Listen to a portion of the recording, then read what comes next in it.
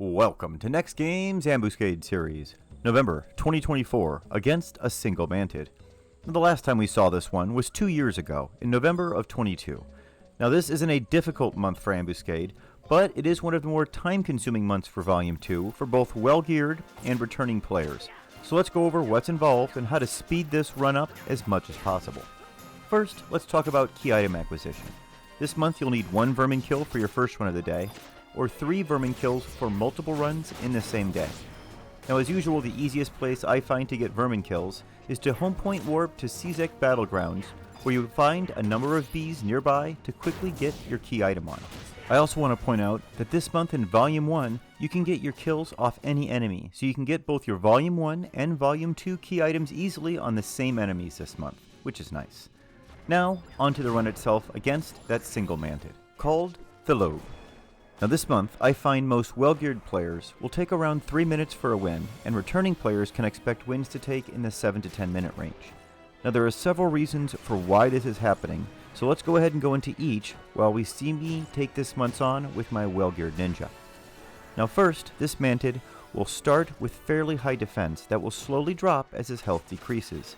So while you will be doing small amounts of damage at the start, it will start to speed up quite a bit by about the 50% mark, and that last 25% should go very quickly.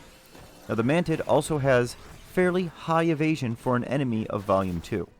I needed to use Sushi to be able to reliably hit with my Kraken Club, in my well-geared example that you're seeing right now on very difficult, and I also needed some assistance in my Ambuscade gear example to actually cap my accuracy.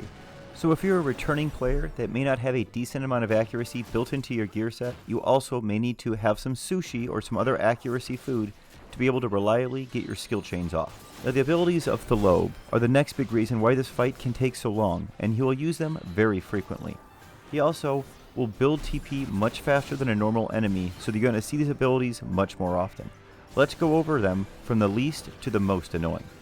The first ability is Praying Posture, which will simply give him an attack, accuracy, magic attack, and magic accuracy boost. Next is Slicing Sickle, which is a conal ability. This will do damage, knock you back, and lower your defense. Now it's blocked by shadows, but even without them, it doesn't hit for very much damage, so I find this isn't much to be worried about. Raptorial Claw is an AoE ability that will damage you, knock you back, and lower your magic defense. Macerating Bile is an AoE ability that will inflict a powerful bio effect, and all of your attributes will be down for a period of time. Immolating Claw is a conal ability and can do a fairly good deal of damage, and will also inflict Plague, which will slow down your TP gain if it's not removed quickly.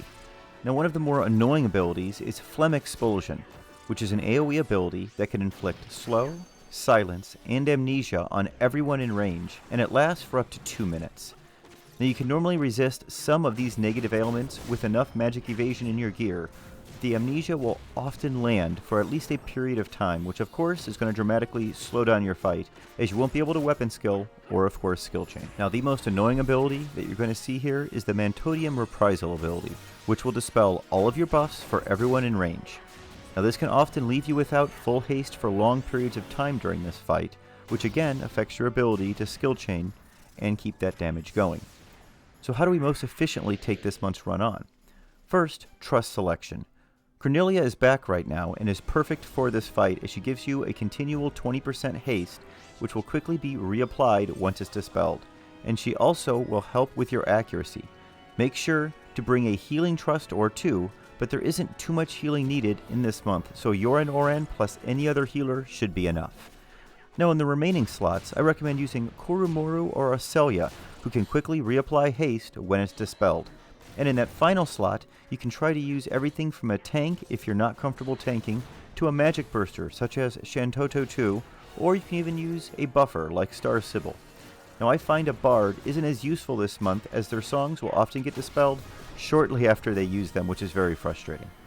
Now you often want to pay close attention to when Mantid Reprisal goes off, and quickly switch to dual wield 20 gear, or just keep yourself in dual wield 20 gear so you don't need to worry about being haste capped and can just focus on getting your damage in.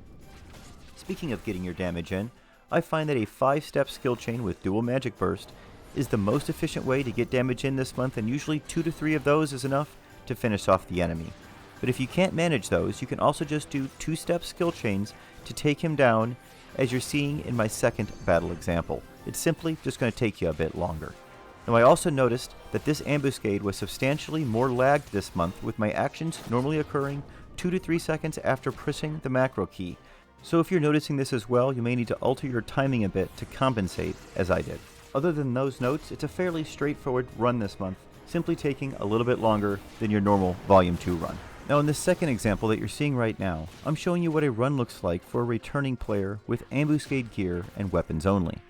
I'm also not allowing myself any gear swaps, I'm not using any add-ons or plugins, and I'm using a simple 2-step darkness skill chain using Blade He. Enjoy the rest of the run, and have a great month all.